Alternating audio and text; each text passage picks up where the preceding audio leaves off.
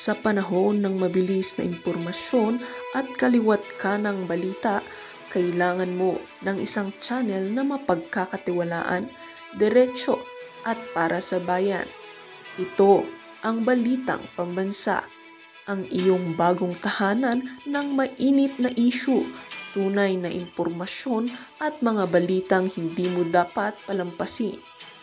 Mula sa mga trending na kaganapan sa social media hanggang sa mga seryosong isyong pambansa. Bantay kami sa bawat sulok ng bansa para sa iyo. Hindi lang basta chismis, kundi validated news, mga impormasyon na may batayan at mga kwento ng tunay na buhay Pilipino. At kung gusto mong laging nauuna sa kaalaman, huwag kalimutang mag-like, mag-share at higit sa lahat, mag-subscribe. Dahil sa Balitang Pambansa, balita mo, boses mo, bayan natin ito.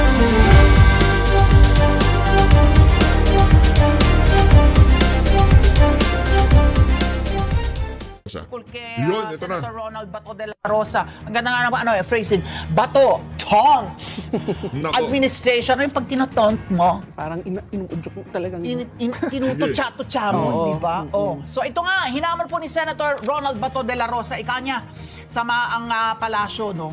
Ang Administrasyong Marcos, na ituloy nyo itong pag-aresto sa kanya, no? Arestuhin siya at isuko sa International Criminal Court tulad ng ginawa nila kay dating Pangulong Rodrigo Duterte. Giit po ni De La Rosa, malaking pagkakamali daw yung ginawa nitong Administrasyong Marcos.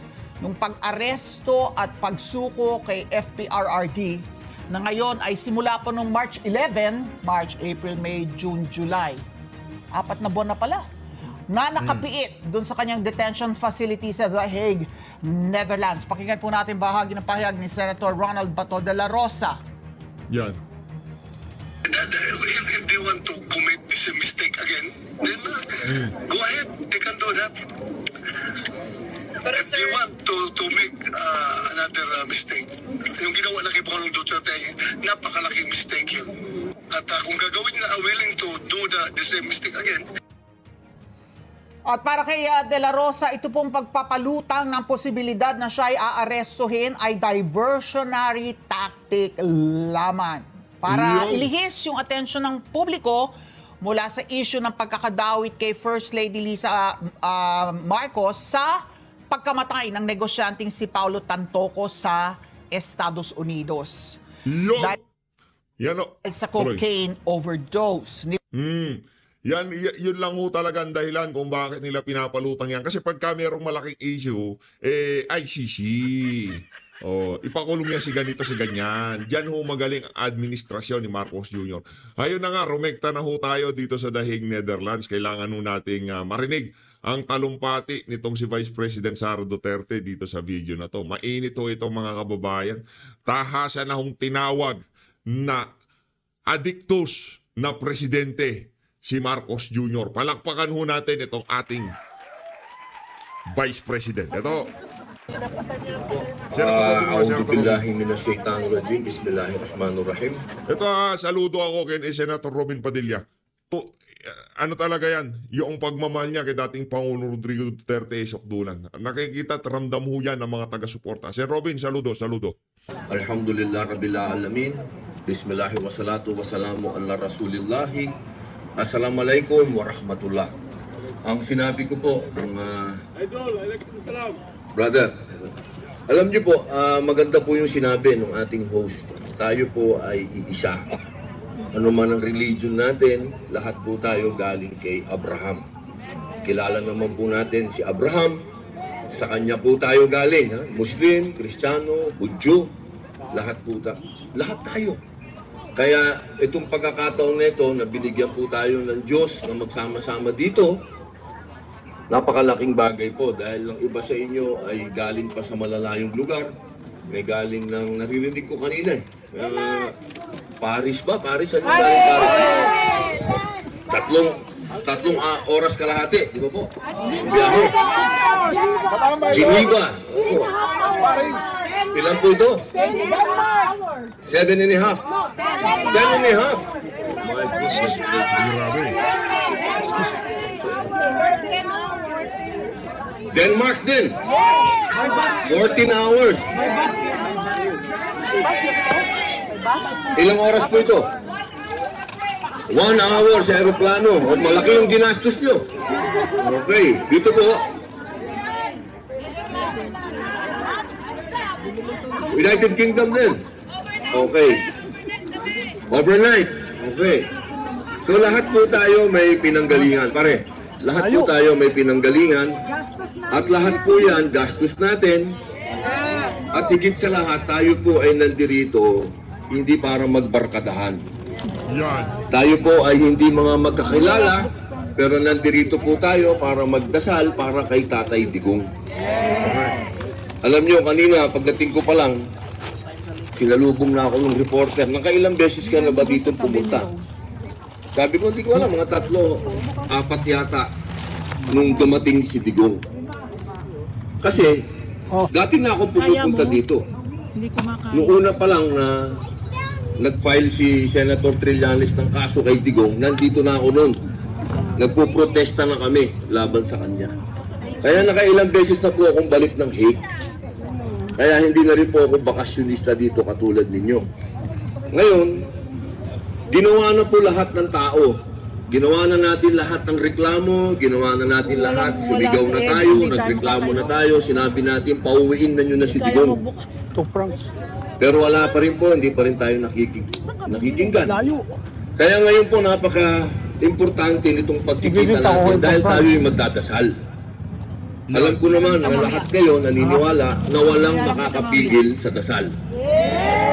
Kahit na sino pa yan, presidente pa yan o prime minister pa yan, kapag sinabi ng Diyos na uuwi na si Tatay Digong, uuwi na siya. Amen. Amen, Kaya po amen. sana, hinihingi ko sa inyo, kahit po magkakaiba tayo ng religion, taimtim po tayo na manalangin, sapagkat alam ko, medyo napapagod na rin tayo, gumagastos na rin tayo, medyo yung ating mga boses, kung ang mga tao ay bingi, ang Diyos ay hindi. Naniniwala po ako na yung mga hirap natin dito, mga pagod natin dito, pati si nanay na, Nay, umulan, bumagyo, umaraw, nandito ka. Nakikita lahat ng Panginoon Diyos yan. Yung paghihirap natin, sakripisyo natin para kay Tatay Digong. At higit sa lahat, mga kababayan ko, hindi kayo bakasyonista dito. Kayo ay nagpapakahirap dito sa abroad.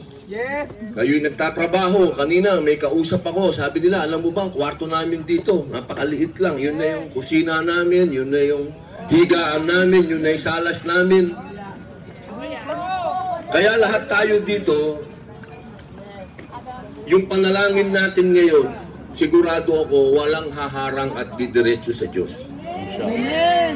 Kaya po sana, manalangin po tayo, pumikit tayo, sumunod po kayo sa akin. Inipitahan ko din nga po pala si Bibi Gandang Hari para magdasal. Yan. Kasabay natin magdasal. Nandito po yung kapatid ko. Asan ba si Sumo Cum Laude? At siyempre po, nandito din yung ating senador, si Jimmy Bondoc. Yan talaga, nanalo yung mga yan. Sila Senator Jimmy, nanalo yan, naniniwala ako. Ikaw, kumbaga, na ano lang tayo, na tag dito, na George Garcia lang tayo. Mananalangin na po tayo. Sa amin po, sa Islam, Bismillahirrahmanirrahim, ibig sabihin po, sa ngalan ng nag-iisang Diyos, ang mapagpala at ang mahabagin. O aming Diyos na nag-iisa, na lumikha ng langit at lupa at ng mga daigdig. O aming Diyos, sa iyo pong kapangyarihan, kami po'y gumagapang kami po'y lumulubod na sana po, pakinggan niyo po ang aming mga damdamin. Ang damdamin po namin na matagal nang hinihingi ang pagbabago sa aming bayan. Sa matagal na panahon, ang aming buhay, kahirapan ang aming nakikita. Kung hindi po kahirapan, kahuluhan. Ang aming takot na maging adik ang aming mga anak, ang mga masasamang loob sa aming bayan. Ngayon po ang aming Diyos, may dumating pong isang tao na tinulungan kami na magkaroon ng kapayapaan, magkaroon ng katahimikan, magkaroon ng kapangyarihan ang bawat maliit na tao. O aming Panginoon, tanging kayo lamang po ang makapagbibigay sa Kanya ng inyong awa. Hindi po namin hinihingi ang awa ng tao. Dahil ang aming Tatay Digong, batid po ninyo ay bayani sa aming puso. Isang taong katutubo, isang taong Bisaya, isang taong Bangsamoro.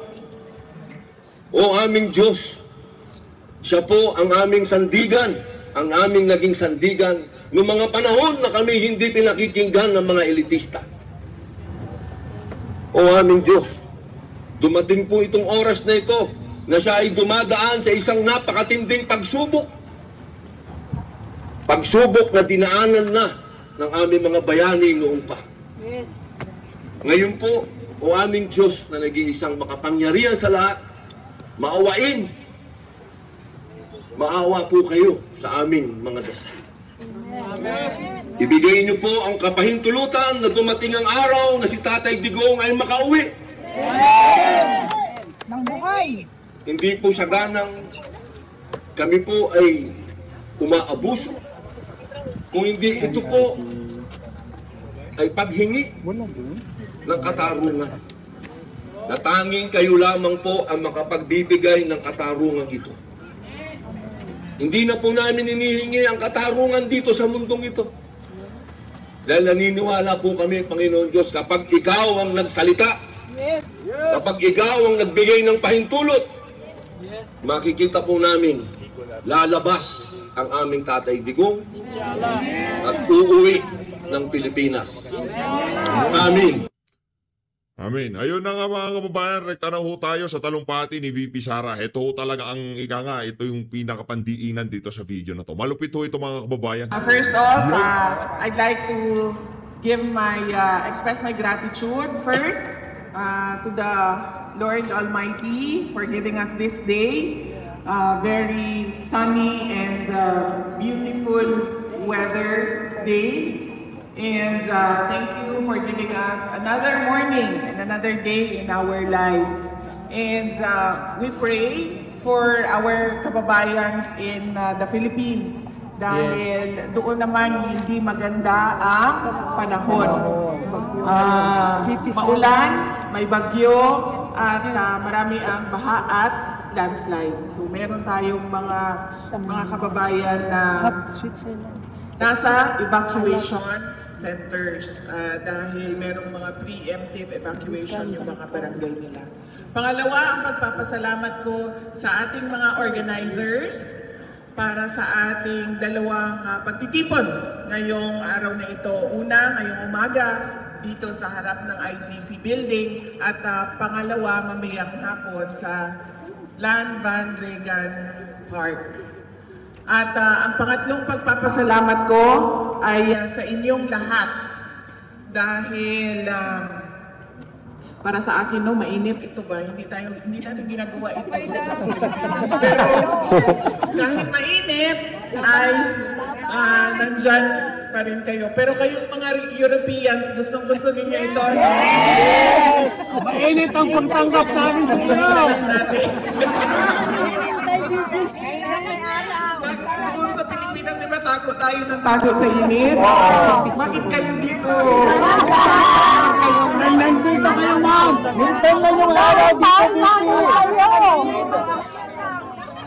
Mahal ang araw dito. Kaya pag andyan na yung araw ay magpainit na lang yun. Kailangan namin ng vitamin D. Vitamin D. Gusto ng mga afam brown. Sa mukha, eh. Sa mukha. Gusto ng mga afam brown. So, ang gusto natin afam.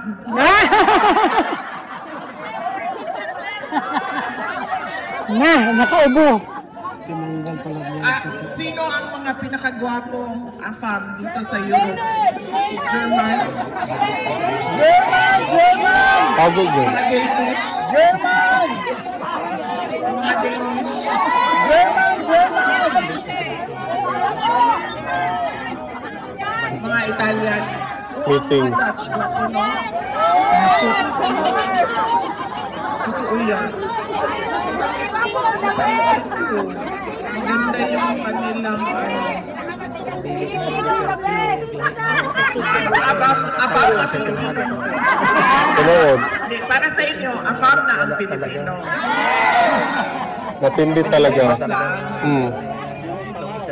Pinakagahi ang Pinoy. Gahi ang binarugan. Gahi ko Gahi ka may prinsipyo! Pinakagahi ang ulo. Gahi ang binarugan. Basta Bisaya, gahi.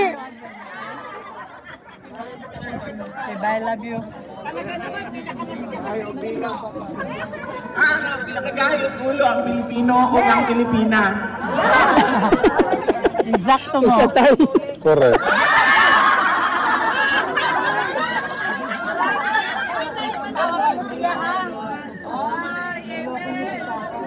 Simple na kasi yan, no? Super. Wagi ka dyan. Ganun sila pinalaki. Yes. So, kinsay na ay lozenges din ha.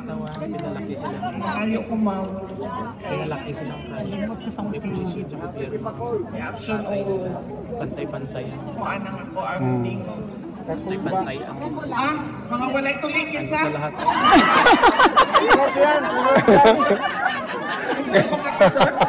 Grabe nga, siya tanan nila sa hawagan mo sa ilipod-lipod, no? Kinatay permit dirihan to dalas 12. Kung gini siya, no? Murag siya si Kon ba yung tatay? Yung papag yun. Oo. Si Aukayo. Kay nga no, kibalo. We love you, VP. Kay man ko na tugay ko mawala sa Pilipinas. Moto nagingon ako ang bana nga uban nun daw ang mga bata kung walay klase para dili dugay malayo daw sa ako. Alam So namin gisuroy kasi na ko na sila hindi dito kakagat sa tumakbo ng presidente. Replace, believe it or not. Dahil yung Unya dito sa replace na ay pakusga na yung syagit. Akong anak, ningon siya sa ako, ama, sulayan na nang kung kinsay mas kusog sa ato ang duha mo syagit. So ni Abel, men. Pagkawa na to siya, i-sore throat na, nagkalintura na kagahapon, unya ako, kanang action na og, Bangin. wala ang ako ang tingog. Ay, sorry, ma'am!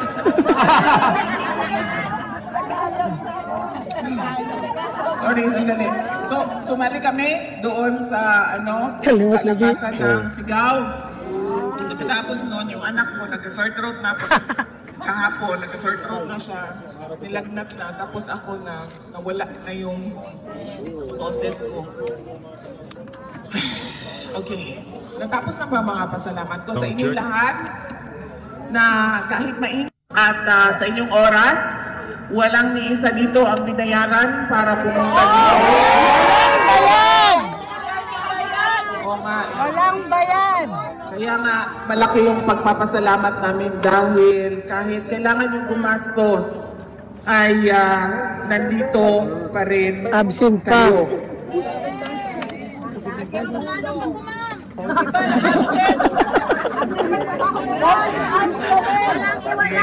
Kararating ko lang kay Tapos kahapon ikaw lang. ng tulog. Maaga kayo po.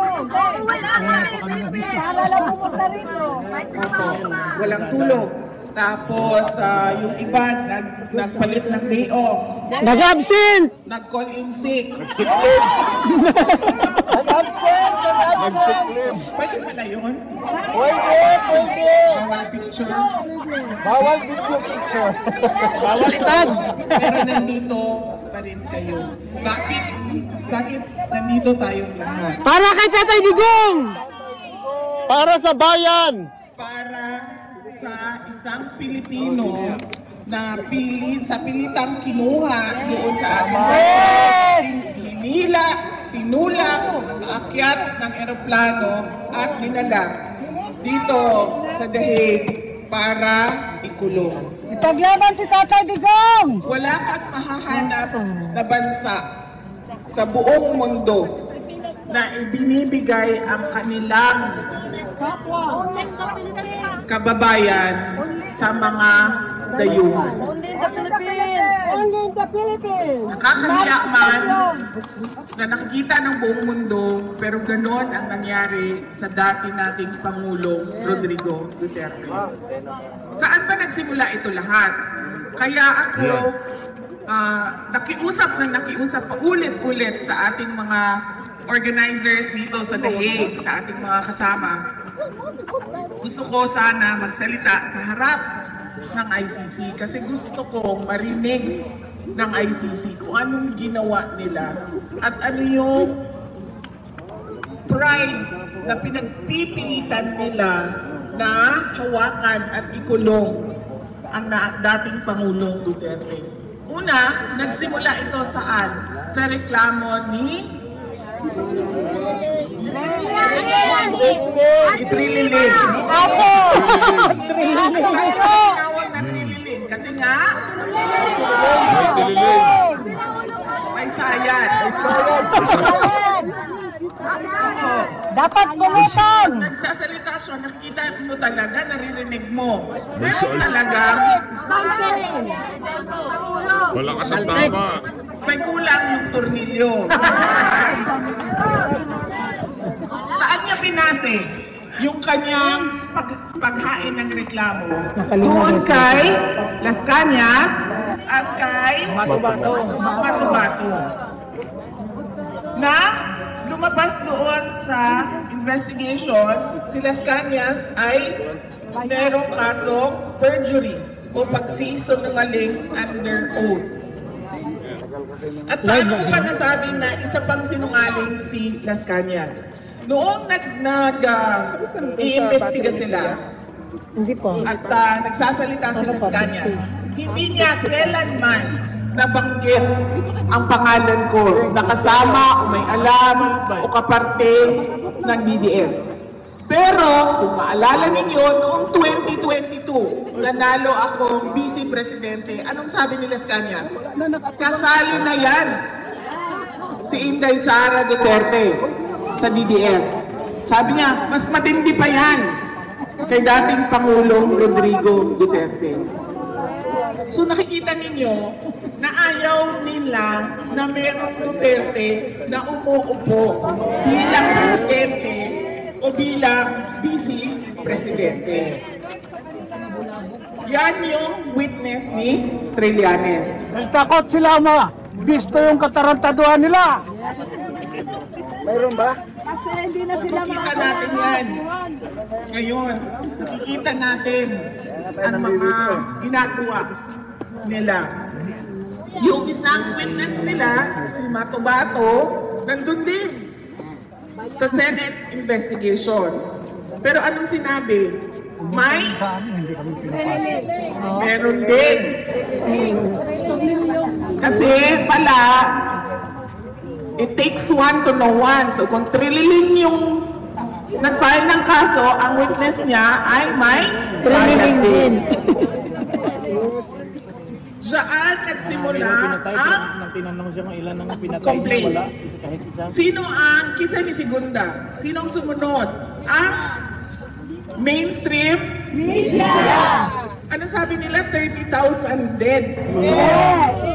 Umakyat sila sa 12. Umakyat sila sa 15,000. Umakyat sila sa 20. 30,000.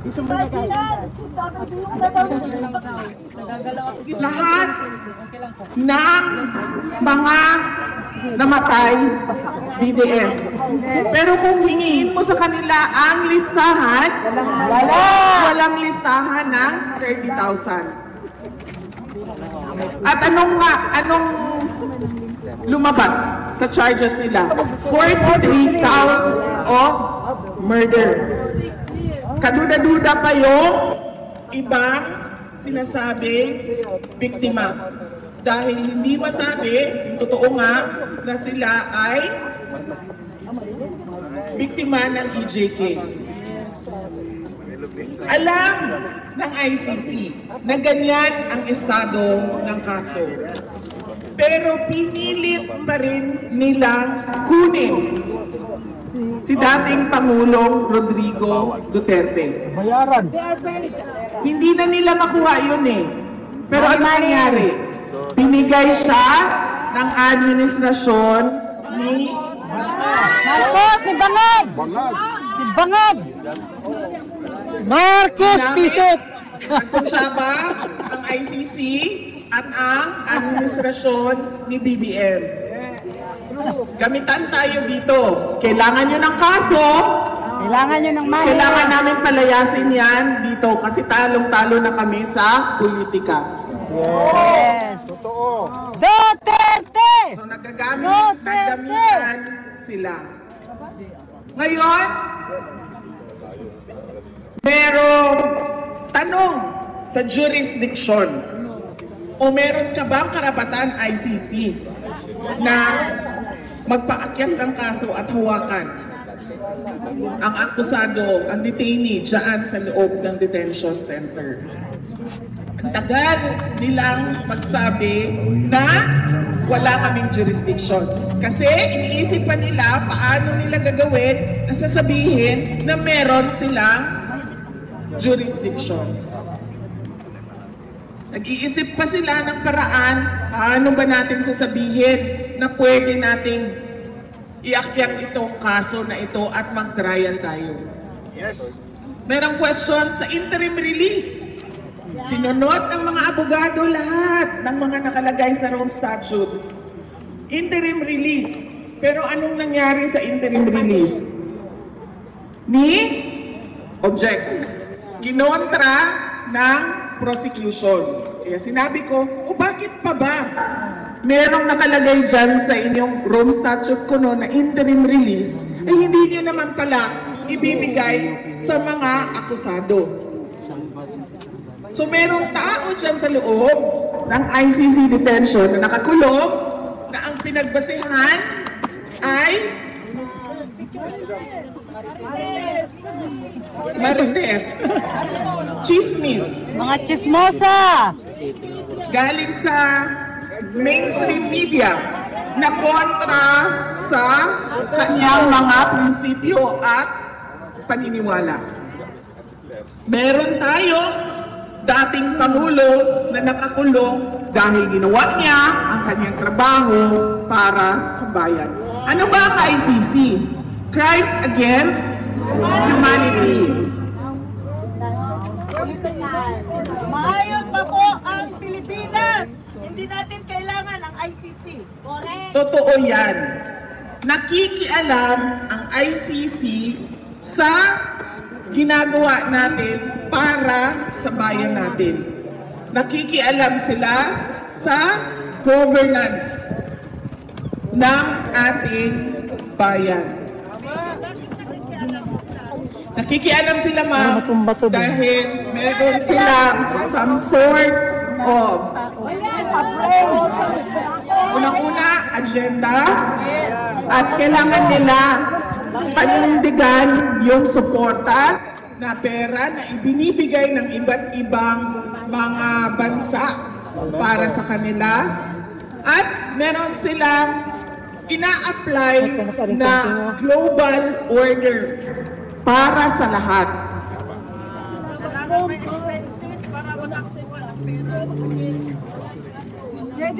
Nakikialam sila sa pagpapatakbo o sa gusto ng mga sariling Pilipino para sa kanilang bayan o sa Pilipinas. Pwede ba yun?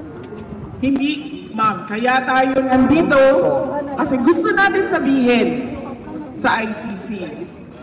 Bitawan nyo na yan. Huwag nyo kaming pakialaman. Dahil bansa namin ito, kung ano yung gusto naming mangyari, kami lang mga Pilipino ang magdidesisyon.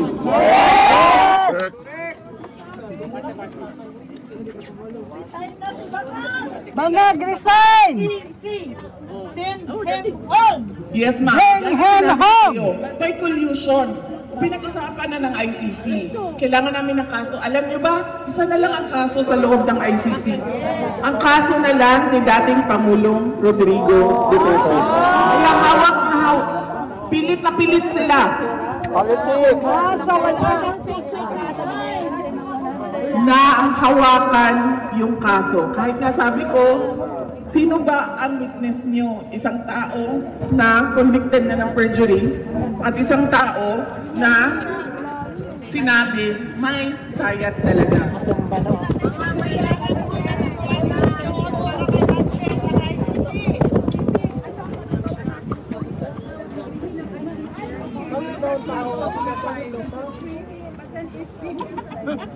Yes.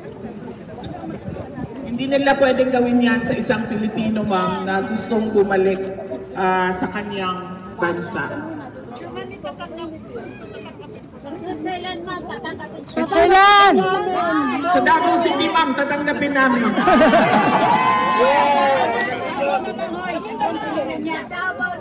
Ang gusto talaga ni dating Pangulong Rodrigo Duterte, lagi niya sinasabi, 80 years old na ako, ilang taon na lang ang iwan sa buhay ko. Gusto ko lang umuwi para mamatay sa Pilipinas.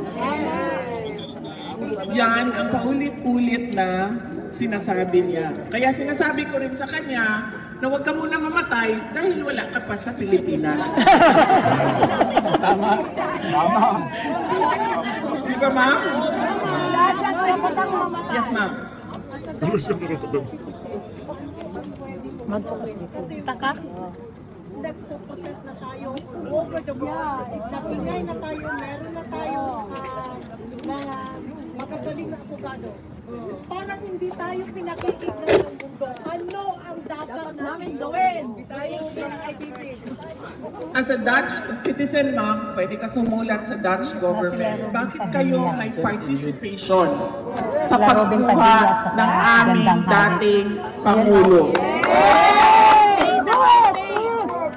Pinapasok ninyo dito sa inyong bansa, nakita ng lahat ng buong mundo na tinulang siya sa eroplano. Pero pinapasok ninyo dito sa inyong bansa kahit walang passport. Hindi pwedeng gawin yan. Pero lahat sila tahimik. Pagkita sa Presidente VP. Go, go, go!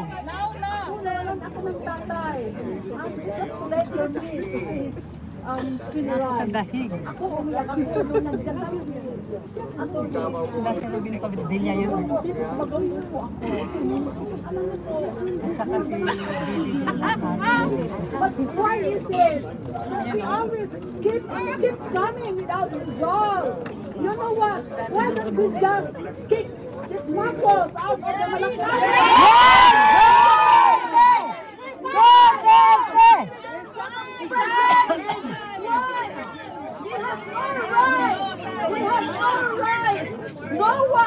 No Filipino is trying to kick back his countrymen from his own land. No one. Darating tayo dyan, ma'am, sa ginagawa ng administrasyon ngayon. Laban lang! Duterte! Malapit na! Pagod ako kami pa magbalik. Kasi hanggang dito na lang ba kami? Sisigaw ka na lang sisigaw. Bawal mapagod! Laban, Duterte! Ngayon, ano ang nangyayari? Laban! Sisigawan na. Hindi na kami hanggang dyan lang po. BP. Alam niyo po, bakit maglayo na ako doon? It's happening in Abuja, Leon. Hello. So this is pain for us. It's pain for all of us. So there must be a legal. There must be a pressure. Ferdinand Marcos, please.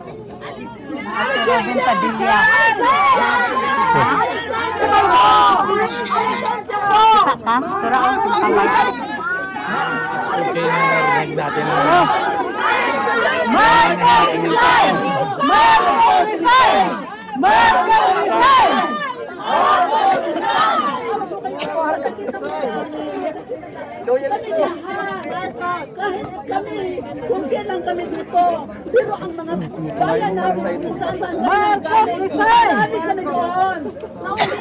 Marcos, bangag!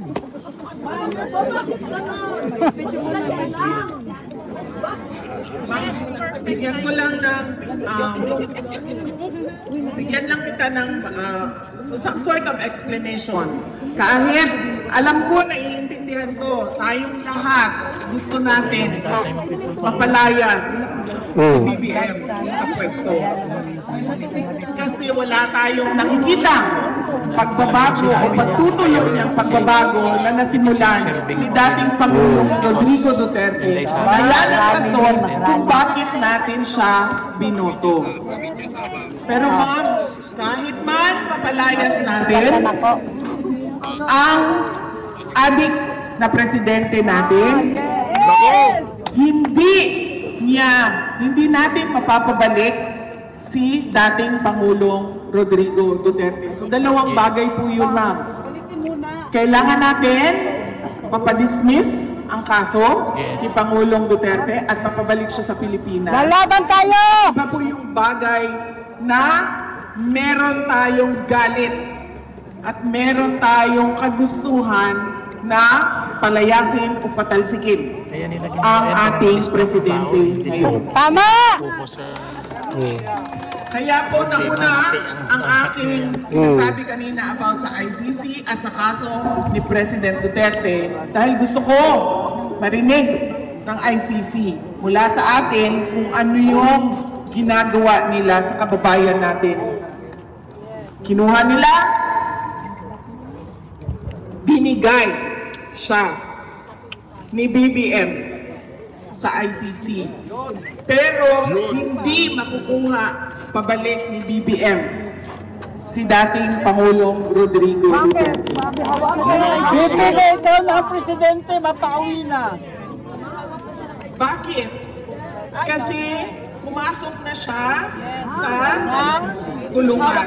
Under custody na siya sa ICC. Kasi sinorender siya ng Pilipinas. Pero mali yung pagkuha, di ba? Yes, ma'am. Yan din ang sinasabi natin, ma'am. Bakit? Tulad ng sinabi ko, nagtanong si ma'am, ano bang magagawa namin? Tanungin niyo ang Dutch government. Bakit kayo sumali sa pagkidnap? Bakit kayo sumali sa extraordinary rendition kay dating Pangulong Duterte? At ganun din ang ICC. Punuin ba na Sabi nila, sila ay para sa human rights, sila ay para sa democracy, liberty, freedom. Pero, nakita natin, di ba? Anong ginawa nila? Tinanggap nila with open arms ang taong kinidnap sa sariling bayan. para magkapera sila.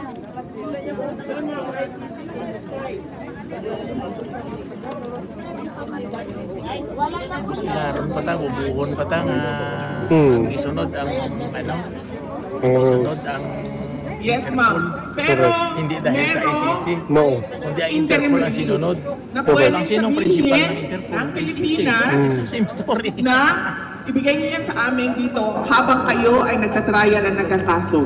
At kami ang maninigurado na a-attend siya sa kanyang hearing, na pupunta siya sa mga lahat ng patawag ninyo. At hindi siya mawawala. Ba't di nila ginagawa? Yes, ma'am.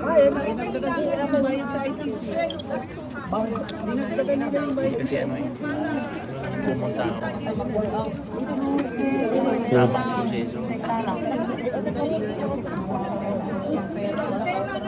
Alam nyo, swerte lang ho yan si Marcos Jr. Kung di na presidente yan, at magkasalubong sila ni VP sa daan, yung tipong sila lang dalawa, bugbog sarado yung... Di ba? Swerte lang, swerte siya.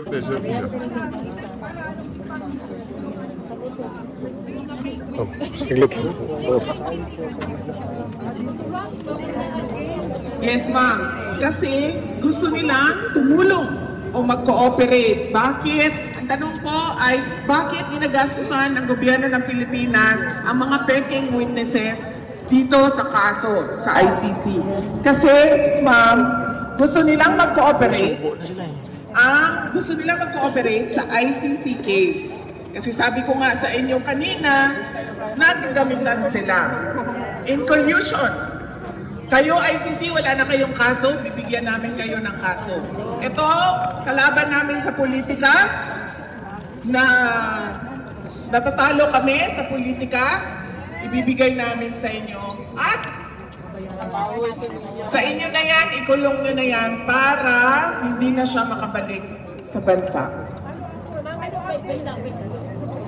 May tanong po ako, kung kami pong mga Pilipino dito sa European countries, magkakaroon po kami ng station sa European Parliament.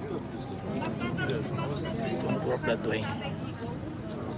Yan ang hindi ko. Ang tanong dito ay kung ang mga Pilipino daw na nasa Europe ay magpetisyon sa European Parliament, magkakaroon ba ito ng impact sa kaso ni dating Pangulong Rodrigo Duterte? Hindi ko po masagot yan, ma'am, pero wala pong mawawala sa atin kung gagawin natin yan. Sabay-sabay tayo lahat, kahit hindi mga citizen ng Europe, ng mga Pilipino, sabay-sabay tayong lahat at iakyat natin sa European Parliament.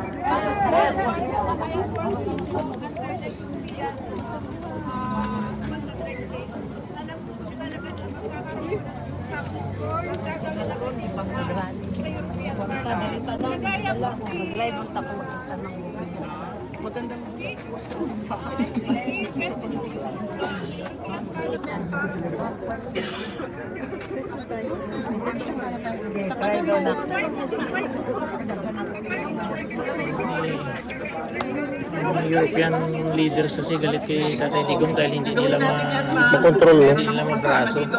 Dahil alam nila na may yung mga suggestions ninyo at gagawin natin yan. Yes, sir.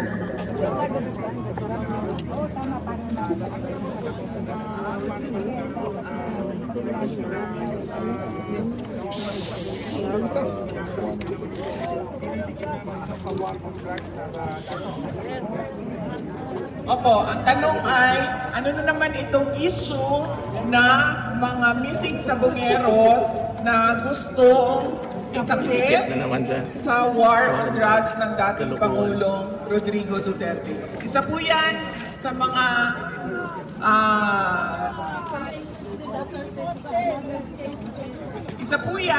mga gusto nilang gawin, no, para palakasin yung kaso sa war on drugs. Gusto na lang nila sabihin, meron kaming mga nakitang buto dito. Buto ito ng EJK na war on drugs ni Duterte. Yan lang po, napakasimple.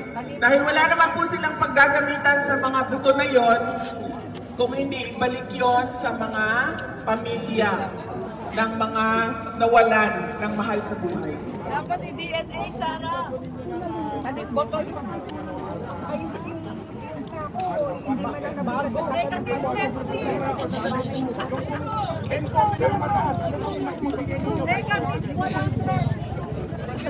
hindi na po ako ang magbibigay, sir, ng rating dahil yung mga katabi mo po, sir, ay napakalakas na po yung boses na nagsasabi ng rating nila para kay BBM. Yes, sir. Ano po ang masasabi? Marami po maniwala. Ano po yung masasabi? Marami po Pilipino ang naniniwala kay nakikita kay dito ay ginawang palimutan kalanggan doon sa yan din ang sinabi ko noong unang-una pa lang na sinabi nila fake news daw ako dahil hindi daw totoo yun. Totoo yun. Dahil ang nagkwento sa akin, nandoon mismo.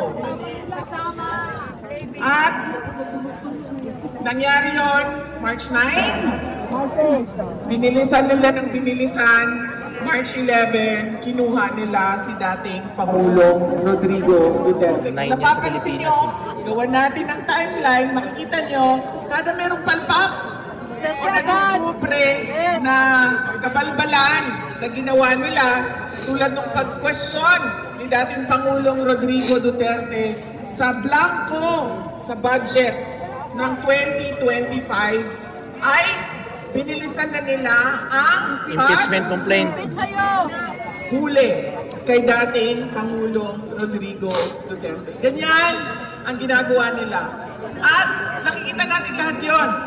Tayong mga mamamayan, nakikita natin, maliban na lang sa kanila at sa kanilang mga kampe na mainstream media. Dahil walang nagsasalita doon sa Pilipinas. Yes, ma'am.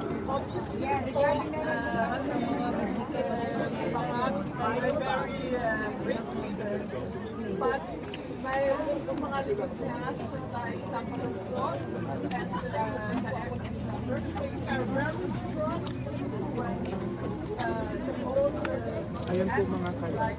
Kasama po lang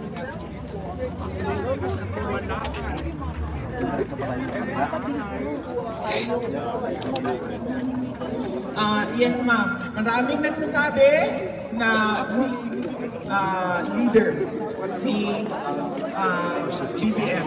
Pero sa akin lang, ma'am, at ito, opinion ko lang, dahil marami talaga nagsasabi ng leader siya. Hindi siya yung leader, ma'am. Nagkukunwari lang siya mabait. Yes.